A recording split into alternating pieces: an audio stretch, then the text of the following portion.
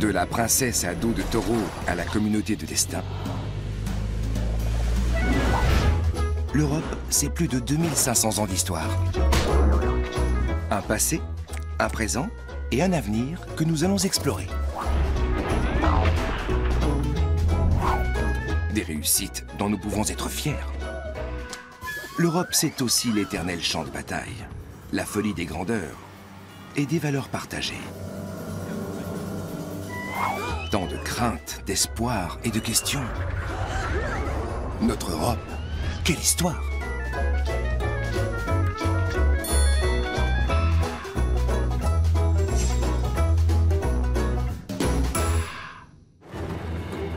À la fin du XVe siècle, l'Europe quitte le Moyen-Âge et entre dans une nouvelle ère. C'est le temps des grandes découvertes. Sous le signe de la croix, les Européens assujettissent le monde.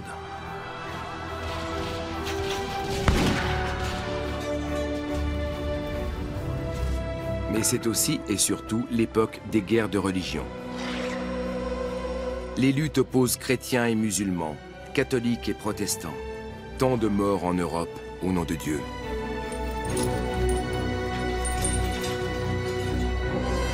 Les guerres saintes, comme on les appelle, mènent le continent à la catastrophe. Quand finira-t-il donc par recouvrer la raison ?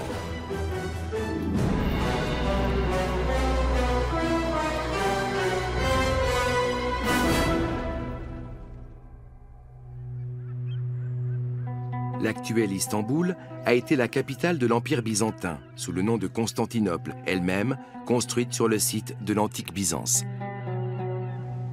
En plein cœur de la ville se dresse Sainte-Sophie, qui fut le plus grand sanctuaire de la chrétienté, de l'Antiquité tardive au XVe siècle. Pour les chrétiens, elle constitue alors un lieu saint de première importance. Ce monument témoigne de l'unité du pouvoir et de la foi. C'est un modèle pour tous les empereurs chrétiens de l'Antiquité tardive. Une religion, un souverain, un empire.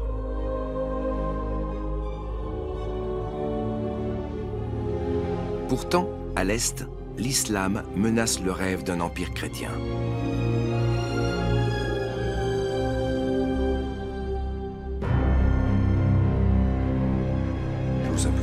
En 1453, Sainte-Sophie constitue l'ultime refuge des chrétiens d'Orient. Seigneur, prends pitié de nous. Une guerre sainte fait rage à ses portes.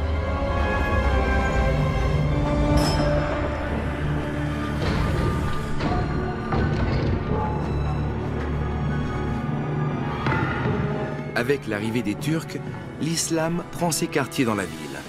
C'est un véritable tournant de l'histoire.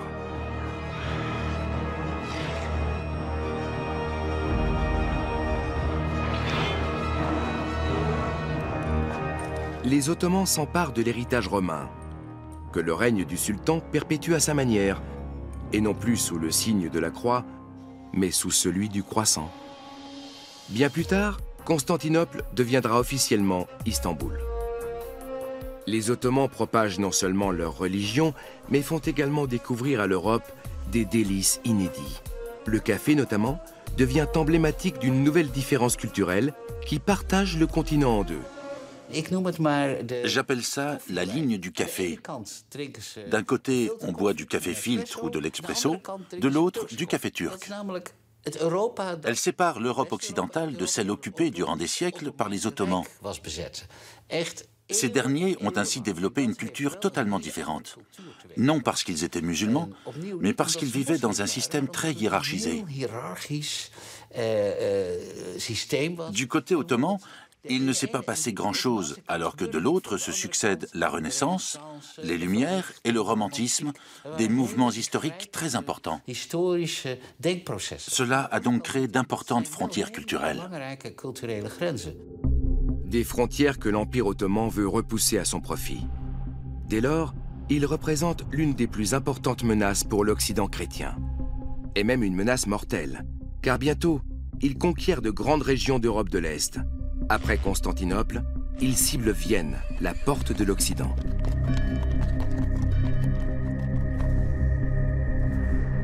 En septembre 1529, les Turcs assiègent la ville. Le sultan, Soliman le Magnifique, n'a pas choisi cet objectif au hasard. C'est en effet à Vienne qu'ont élu domicile les très catholiques Habsbourg, les plus puissants souverains d'Europe occidentale. Toutefois, la porte de l'Europe reste close. La forteresse repousse les assaillants. Le sultan ne verra son objectif qu'à distance. Néanmoins, une certaine peur du turc restera ancrée chez les Européens. Des illustrations de l'époque nourrissent des préjugés qui persistent encore de nos jours. Ces caricatures dépeignent les Ottomans comme des monstres, les ennemis héréditaires de l'Occident chrétien, le fléau de Dieu, le Turc et le diable incarné. Les relations actuelles entre la Turquie et l'Europe restent difficiles malgré toutes les tentatives de rapprochement. Et ce ne sont pas les gestes amicaux qui pourront masquer le fossé politique qui s'est à nouveau creusé.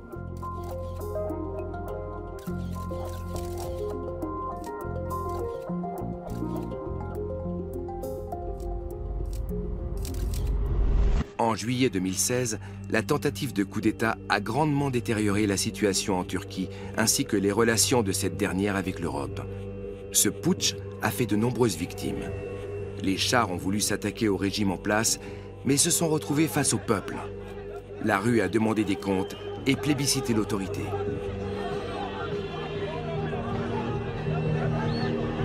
Le président Erdogan, qui se présente comme l'homme fort de la Turquie, semble plus nostalgique de l'époque des sultans que désireux d'un avenir au sein de l'Union européenne. Wusstest du, dass Präsident Erdogan ein ganz großer Fan von diesem Sultan Süleyman ist, der Wien belagert hat? Er lässt in Ungarn sogar Ausgrabungen machen, um das goldene Gefäß zu finden, in dem angeblich damals sein Herz begraben wurde. Son cœur. Ah oui? Pourquoi, tiens donc? Parce qu'il en a pas peut-être, lui, de cœur. Nur für seine Anhänger. Sagt es nicht so laut. Ah bon? Et pourquoi? Weil Erdogan relativ schnell beleidigt ist. Et alors? Hein? Apparemment, il s'énerve facilement quand quelqu'un ne partage pas son avis. C'est d'ailleurs pour ça qu'il est aussi en train de remplacer la démocratie par une erdocratie dans son propre pays. Psst, hey, wenn er richtig sauer ist, der klagt sofort. Wir kriegen riesen Ärger. Eh ben, quand bien même, parfois la liberté signifie aussi s'attirer la colère des autres. À moins que tu ne préfères vivre dans une Europe où tout le monde se tait bien sagement. C'est ça que tu veux? Du hast recht. Auf keinen Fall. Liberté. Ich lese jetzt erstmal ein Gedicht vor. Ouais, bon, et Erdogan, on reste zen, hein, c'était juste pour rigoler. Au XVe siècle, une autre guerre de religion fait rage, en Espagne cette fois. Les musulmans ont occupé la moitié sud de la péninsule ibérique durant près de 800 ans. Mais dès le XIIIe siècle, ils ne règnent plus en réalité que sur le royaume de Grenade et son Alhambra. La citadelle rouge est leur dernier bastion dans la lutte qu'ils mènent contre la Reconquista, la reconquête de l'Espagne par les rois catholiques Isabelle de Castille et Ferdinand d'Aragon. En 1492, l'émir de Grenade finit cependant par capituler devant le couple royal. Le besoin de rétablir un Occident chrétien se fait alors de plus en plus pressant. Sous le règne d'Isabelle la catholique, l'Espagne redevient profondément chrétienne. Mais la souveraine est loin d'être comblée par cette victoire. Bien que le banquet des festivités regorge de mets et de boissons, il est un peu fade. Après que les morts ont battu en retraite, les épices se font rares en Occident, d'autant que les routes commerciales sont contrôlées par les Ottomans en Orient.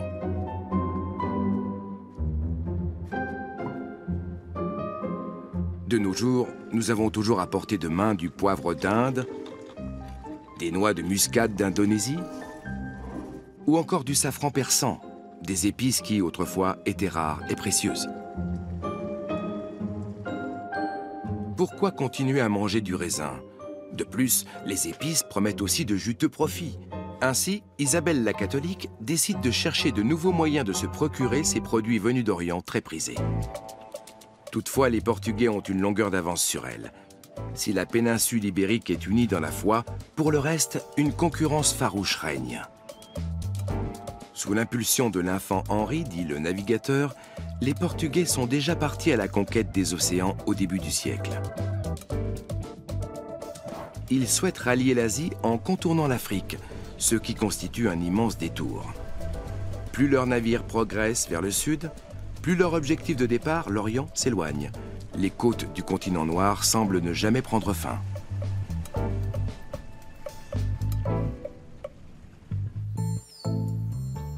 Mais il doit bien exister un chemin plus court vers les richesses des Indes et de la Chine. C'est du moins ce que pense Christophe Colomb. En quête de la route la plus rapide, le navigateur génois étudie tout ce qui lui tombe sous la main. Néanmoins, les cartes de l'époque ne lui sont pas d'une grande utilité. Mais la clé se trouve peut-être dans le Devisement du monde, le livre du grand voyageur vénitien Marco Polo. Christophe Colomb relève attentivement tous les itinéraires qui y sont retracés. Les fabuleuses descriptions de l'Extrême-Orient enflamment son imagination et ne peuvent que l'inciter à partir à l'aventure. De nos jours, les guides de voyage font naître moins de rêves et de fantasmes. En outre, la navigation n'est plus un tour de force. On peut désormais explorer la planète et en faire le tour sans bouger de chez soi.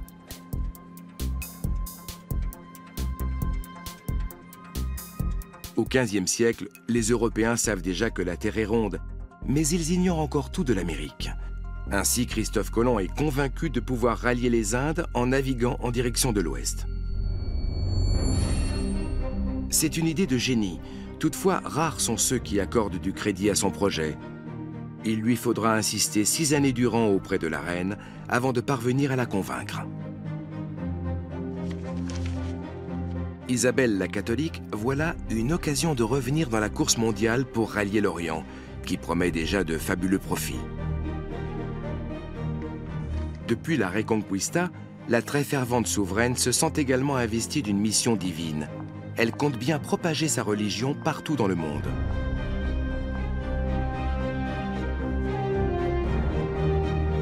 C'est donc sous le signe de la croix que Colomb prend la mer en 1492. Au nom des rois catholiques, il est chargé non seulement de découvrir de nouvelles routes vers l'Orient, mais aussi de diffuser le christianisme. Ce voyage vers l'inconnu exige assurément de Colomb et de ses hommes une grande foi en Dieu, car personne ne sait véritablement ce qui les attend au-delà de l'horizon.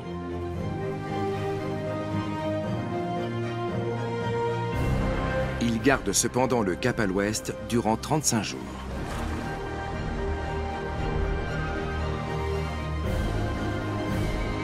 Quand ils aperçoivent enfin la Terre à l'horizon.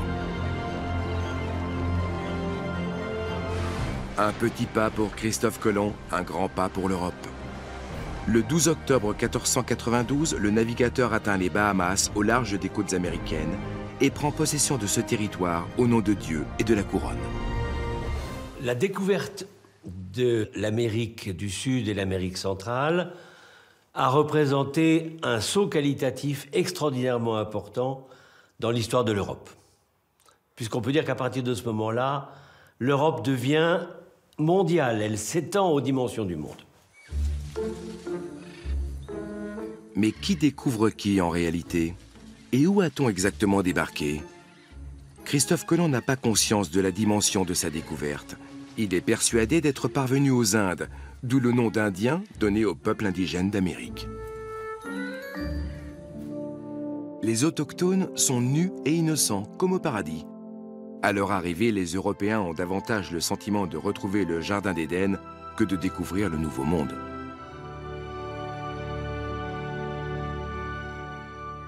Est-ce le paradis sur Terre ou un enfer vert? Pour les premiers découvreurs, cette nature primitive semble paradisiaque. Alors que chez eux, ils cultivent laborieusement les champs, ici, tout semble pousser et foisonner naturellement. Au départ, on ne trouve sur ces terres ni épices ni or. On découvre cependant une céréale qui n'est pas sans rappeler le métal précieux et que les autochtones appellent maïs. Cette plante, typique du Nouveau Monde, est cultivée depuis des siècles par les grandes civilisations d'Amérique. Grâce à Christophe Colomb, elle va être introduite dans l'Ancien Monde.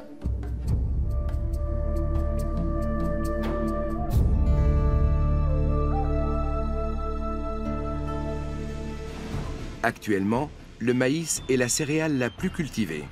Par ailleurs, ce n'est pas la seule plante importée d'Amérique à avoir modifié les paysages agricoles et les habitudes alimentaires de l'Europe. Franchement, non mais c'est tout ce qui est sorti de la découverte de l'Amérique. Du maïs pour faire des céréales toutes molles et des pop-corn.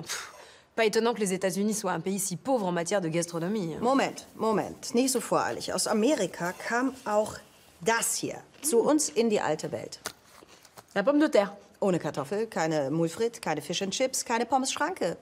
La pomme de terre, franchement, Christophe Colomb aurait pu s'épargner le voyage. Personnellement, moi, je préfère la pasta italiana. Mit Tomatensauce, nehme ich an? Ah, évidemment, avec de la sauce tomate, tu vois. Pas besoin de ces légumes américains. Das amerikanische Gemüse, die Grundlage für Pizza und Pasta. La tomate? Vraiment? Bon, bah, quand bien même. Zum Nachtisch empfiehlt die Küche das französische Dessert an sich, Crème Brûlée. Eh ben, tu vois, en cas d'urgence, on peut toujours se rabattre sur la cuisine 100% française. Die Küche bedauert, dass sie Crème Brûlée bis zur Entdeckung Amerikas nur ohne Vanille servieren kann. Verdammt. Tordesillas, dans le nord de l'Espagne.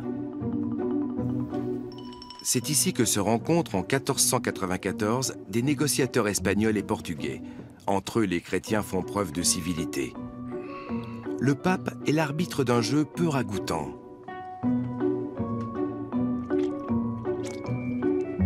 Le partage du monde.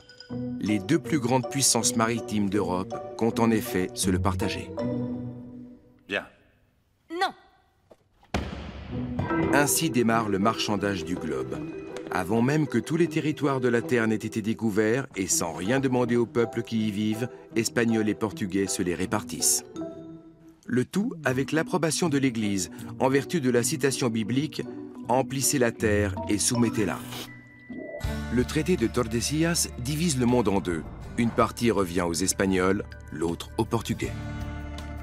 Au lieu de favoriser la paix et la concorde, il va renforcer la course aux colonies entre les Européens. Le feu vert est donné à l'européanisation du monde, au nom de Dieu. Les deux puissances qui étaient à l'origine de cette découverte, le Portugal et l'Espagne, ont décidé de transformer les territoires conquis militairement en colonies, mais aussi ensuite en les convertissant à la religion qui était celle des rois d'Espagne et des rois du Portugal, donc le christianisme. Cette évangélisation se fait souvent par la force. Après les Caraïbes, les Européens conquièrent le continent. En 1519, l'Espagnol Hernán Cortés débarque sur les côtes de l'actuel Mexique, un pays peu développé mais qui abrite une grande civilisation. Ici règnent les Aztèques, passés maîtres dans l'art de l'orfèvrerie, un savoir-faire qui va causer leur perte.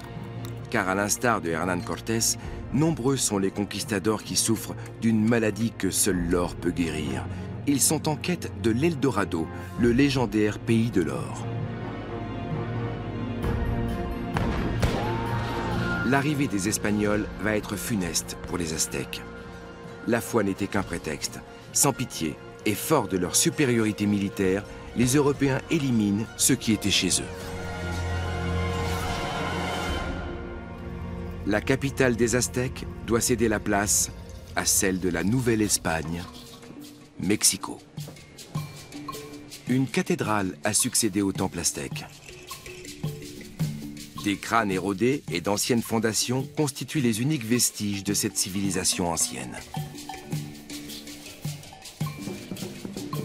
Les populations indigènes se sentent aujourd'hui comme des étrangers sur leur propre terre. Le 12 octobre, date de la découverte de l'Amérique, est pour eux un jour de deuil. Contre l'oubli de leur civilisation, ils perpétuent danse et folklore. Pourtant, la colonisation reste pour eux un traumatisme. La conquête a été un choc très profond pour les populations d'Amérique centrale et d'Amérique latine. La population d'origine a diminué pratiquement de 80 à 90% à la suite des immenses épidémies qui se sont... Donc cette population affaiblie, diminuée, vaincue, n'a pas d'autre choix que d'accepter le christianisme qui lui est imposé. Qu'en dit-on à Rome ? Au début du XVIe siècle, le pape est préoccupé par des choses visiblement plus graves, notamment la construction de la nouvelle basilique Saint-Pierre. L'ostentation l'emporte sur l'humilité et le pape a recours aux indulgences pour financer le lieu de culte. C'en est trop pour Martin Luther, un moine allemand. Il laisse éclater sa colère publiquement dans 95 thèses où il remet en question l'alliance des pouvoirs entre l'Empire et l'Église. Une religion, un souverain, un empire, rien dans la Bible ne fait allusion à cela. Or, Luther ne jure que par la parole de Dieu, rejetant l'autorité du pape.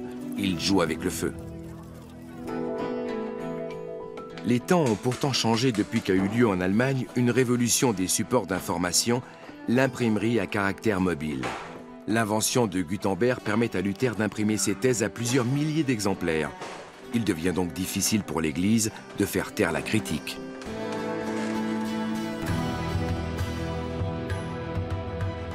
Cependant, le pape a lui aussi recours à cette nouvelle technique pour sa propre propagande. Sur tout le continent, catholiques et protestants se déchirent pour savoir de quel côté est la foi véritable. Une foire d'empoigne digne des flots d'insanité déversés de nos jours dans les commentaires sur les réseaux sociaux.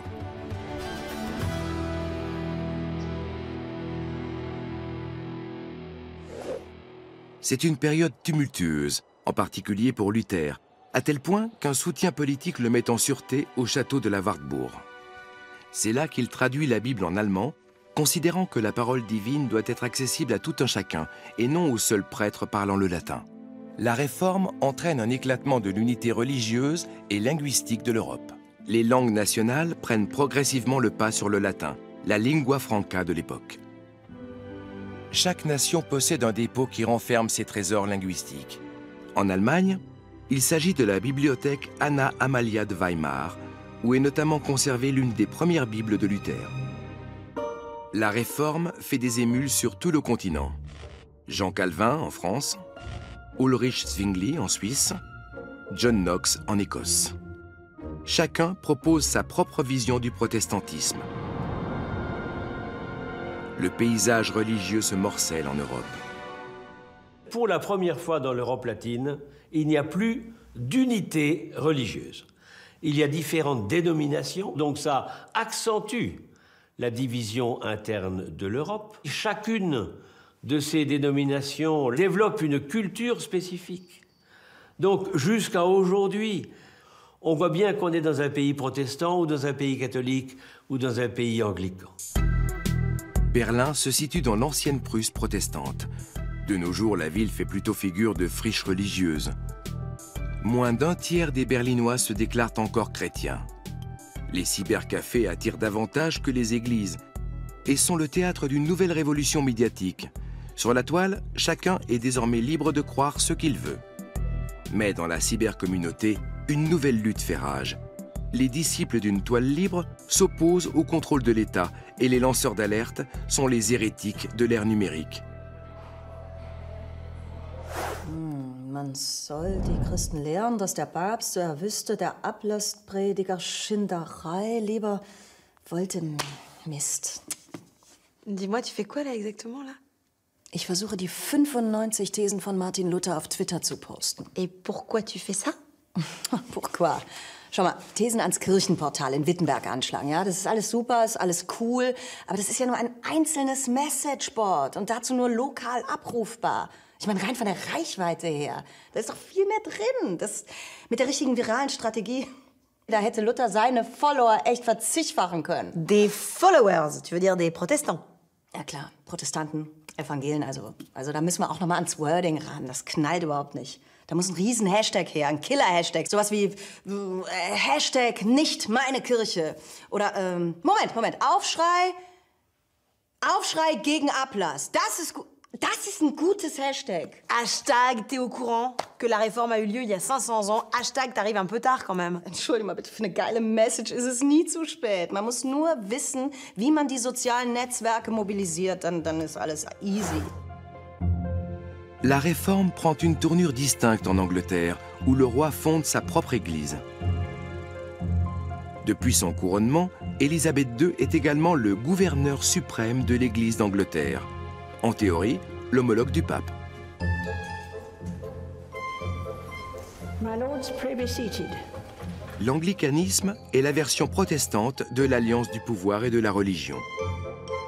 L'exception anglaise débute au XVIe siècle dans ce château, le palais royal de Hampton Court, aux portes de Londres. C'est là que réside Henri VIII. Le monarque est doté d'un fort instinct de chasse, en particulier concernant les femmes. Ce n'est pas une conception divergente de la foi qui va l'inciter à rompre avec l'Église catholique, c'est une histoire d'infidélité conjugale. Sa première épouse, une catholique espagnole, ne lui donne aucun fils. Comme il lui avait déjà accordé une dispense afin d'épouser la veuve de son frère, le pape lui refuse le divorce. Henri se fait proclamer chef suprême de l'Église d'Angleterre, il se sépare du Vatican et de sa femme. Les 5 reines suivantes ne connaissent pas non plus une fin très heureuse. 2 sont exécutées, une est répudiée et une autre meurt à peine sortie de couche. Son fils Édouard VI lui succède. Puis sa fille Marie Ier, qui tente de rétablir par la force le catholicisme. Et enfin, son autre fille, Élisabeth Ier, qui s'efforce de refermer les plaies dans un royaume divisé religieusement. Cette protestante convaincue désire plaire à tous ses sujets, même aux catholiques. Elle se met donc en scène, à la fois comme mère de la nation et reine vierge, tentant de faire oublier le douloureux souvenir de Marie, surnommée la sanglante. Au départ, elle a le continent à ses pieds. Les princes de toutes les confessions la dévorent des yeux. Même le roi catholique d'Espagne lui demande sa main. Pourtant, si elle aime à se laisser courtiser, elle éconduit tous les prétendants. Non pas qu'elle soit chaste, mais à quoi bon partager le pouvoir avec un homme?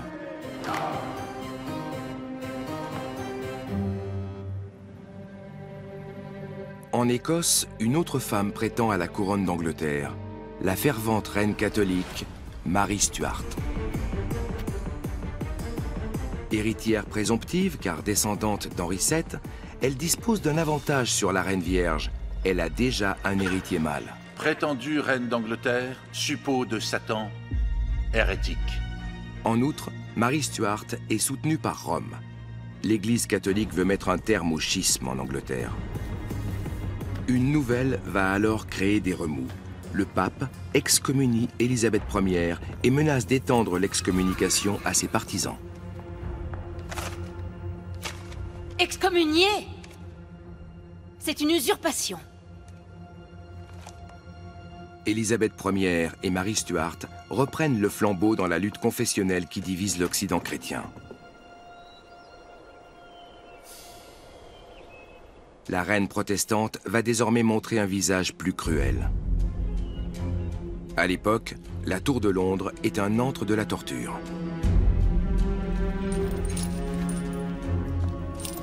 Ici, comme dans tout le pays, Élisabeth Ier fait exécuter des centaines d'opposants religieux.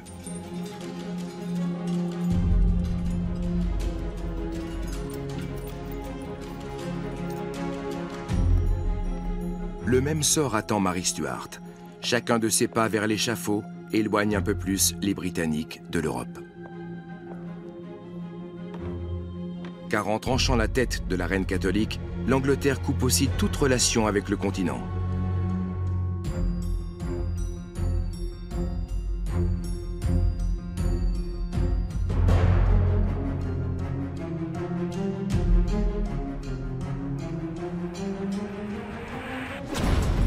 À cette même époque, les côtes anglaises se trouvent menacées par une grande puissance catholique. Élisabeth Ier va devoir braver la fureur des Espagnols. Mais contre leur invincible armada, elle ne peut plus s'en remettre qu'au ciel.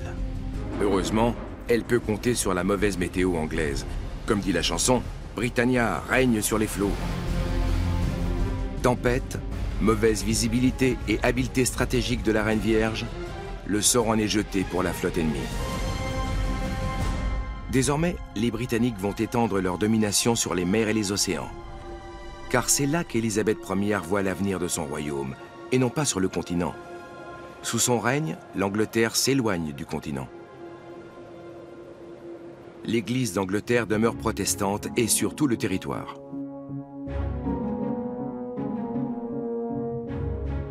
Grâce à Élisabeth Ier, le royaume connaît un véritable âge d'or. Son règne marque le début de l'expansion de l'Empire britannique.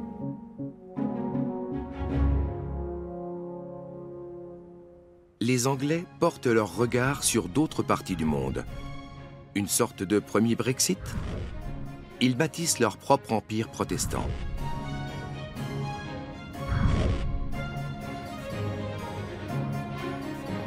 Londres acquiert une renommée mondiale et un Anglais révolutionne l'art dramatique européen.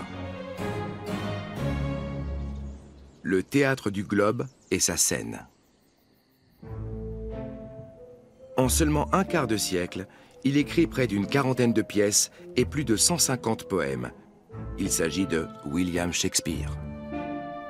En Angleterre, c'est donc un homme de théâtre qui concourt à l'essor de la langue nationale et non un moine théologien comme en Allemagne.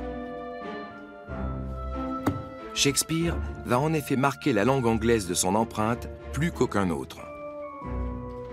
Bien qu'il s'inspire de drames antiques ou d'événements et de personnages historiques, il n'en crée pas moins quelque chose d'inédit et fait souffler un vent de renouveau sur le théâtre européen.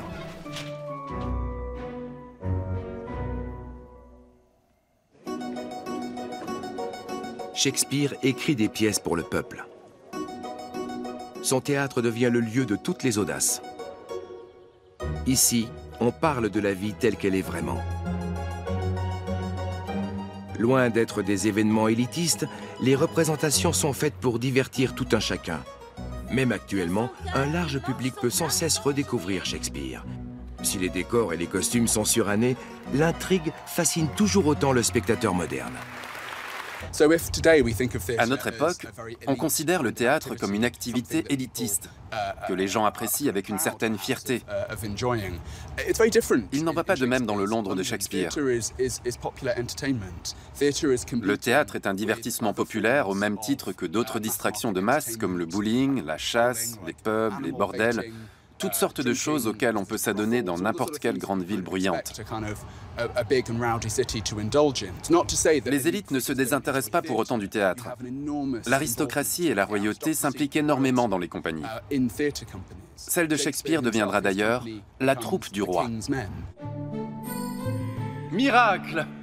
Voici nos mains posées contre Shakespeare vient à la cour pour la divertir. Mais la maison royale connaît ses propres coups de théâtre.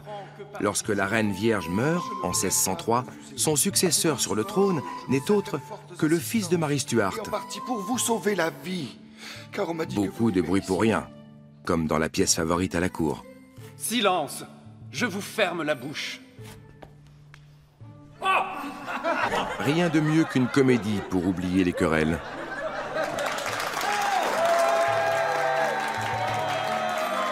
Applaudir ensemble plutôt que se battre les uns contre les autres. Tel est le programme de Jacques VI d'Écosse, qui devient Jacques Ier d'Angleterre. Les deux royaumes, divisés religieusement, finiront par former une seule nation.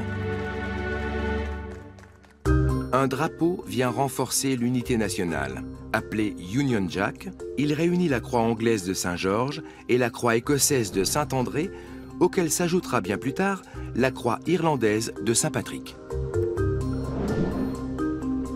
Symbole du glorieux passé du Royaume-Uni, ce beau drapeau deviendra-t-il bientôt de l'histoire ancienne? Depuis le référendum sur le Brexit, les Britanniques sont plus que jamais en désaccord. Le pays est en proie à l'anarchie à laquelle appelaient en leur temps les Sex Pistols. Les nationalistes divisent aujourd'hui le royaume. Ils veulent que leur nation retrouve leur indépendance et sortir de l'Union européenne et de ses problèmes.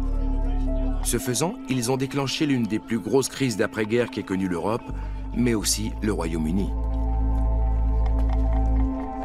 L'avenir est on ne peut plus incertain, d'autant qu'après le Brexit, voilà que menace le Scotsxit.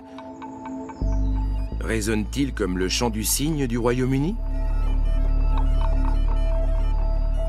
Super. Après le Brexit, le Scotsxit. Bah oui, peut-être que l'Écosse va devenir indépendante aussi. Immer diese Volksabstimmungen neuerdings. Sind wir in Europa oder im Spielcasino? Tu t'ennuies peut-être? No risk, no fun. Alors, tu paries sur quoi, toi? Nee. Ich wette überhaupt nicht mehr. Ich lag schon beim Brexit völlig daneben, auf keinen Fall. T'es pas la seule. Allez, nouvelle donne, nouveau jeu. Est-ce qu'on va assister à l'indépendance écossaise? Oui ou non? Pile ou face? Kopf. Und? Alors que les Britanniques s'éloignent de l'Europe, de plus en plus d'Européens de l'Ouest s'éloignent de la religion. Des églises deviennent des restaurants, où les nourritures spirituelles sont remplacées par des nourritures terrestres. Seule la décoration est restée pieuse. Dans le chœur, on sert du café. Aux durs bancs d'église ont succédé des lits confortables. Le lieu de culte s'est transformé en temple du livre. De nos jours, la plupart des gens en ont assez des conflits religieux. Cependant, le chemin vers la coexistence pacifique des religions est long et douloureux. En 1609, dans la belle ville de Prague, les protestants bénéficient d'une certaine liberté religieuse. Mais les choses se gâtent. En 1618, ce droit ayant été violé, les protestants défenestrent des gouverneurs catholiques. Cet incident ravive les tensions et va mener à la guerre de 30 ans. L'empereur germanique est catholique et continue de rêver d'un Occident chrétien. Il veut rétablir l'ordre ancien, une religion, un souverain, un empire. C'en est trop pour ses voisins. Le Danemark, la Suède et la France se dressent contre la domination allemande. Gustave Adolphe, le roi protestant de Suède, est en toute première ligne dans ce conflit. Au cours de la guerre de 30 ans, il va devenir la figure de proue des chrétiens réformés.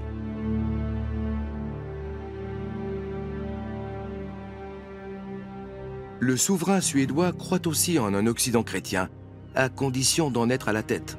Il aspire à devenir le premier empereur protestant d'Europe.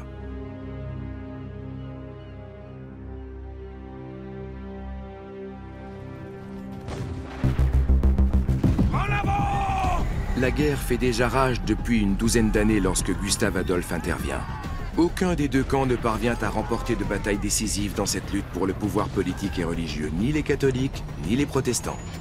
Au milieu de ce carnage, le souverain suédois se retrouve isolé de ses troupes. Reformez les rangs! Les conséquences en sont fatales.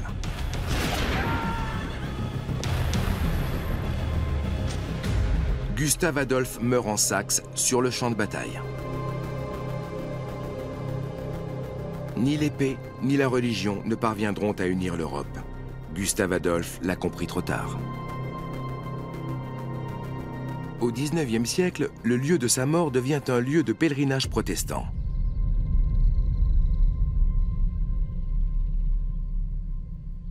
De nos jours, les Suédois se souviennent de leur roi avec moins de pathos et davantage de pâtisserie, en particulier à Göteborg. Chaque année, à grand renfort de gâteaux, on célèbre ici l'anniversaire de la mort du roi lors de la journée de Gustave Adolphe. Les bombes ne sont plus que caloriques et le patriotisme inoffensif. Ces douces tentations sont bonnes pour les affaires et restent le meilleur moyen d'oublier l'amer souvenir de l'époque des guerres de religion.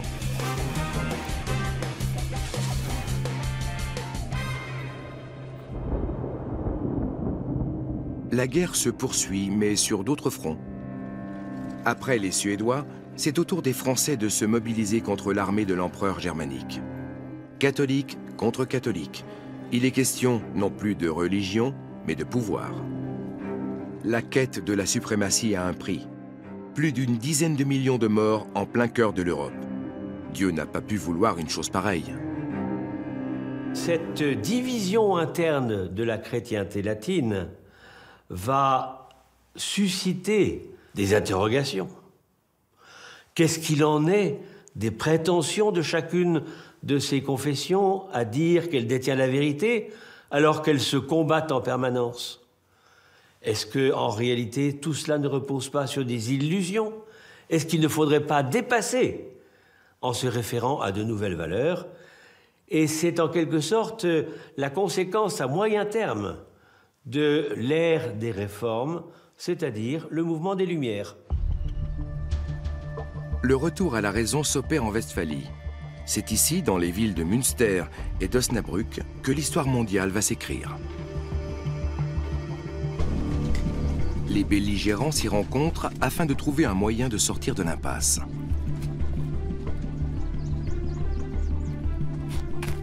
Après 30 ans de conflit, protestants et catholiques sont à bout de force.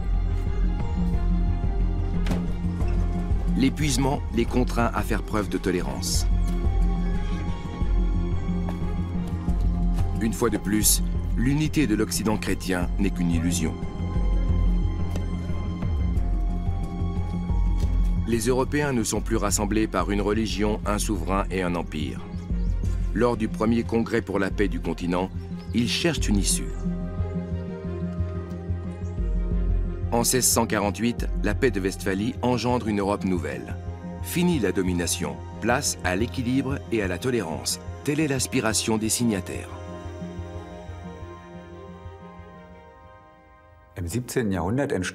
Au XVIIe siècle naît en effet une sorte de nouvelle conception de l'Europe. Les 3 décennies d'affrontements sanglants aboutissent à une réorganisation du continent.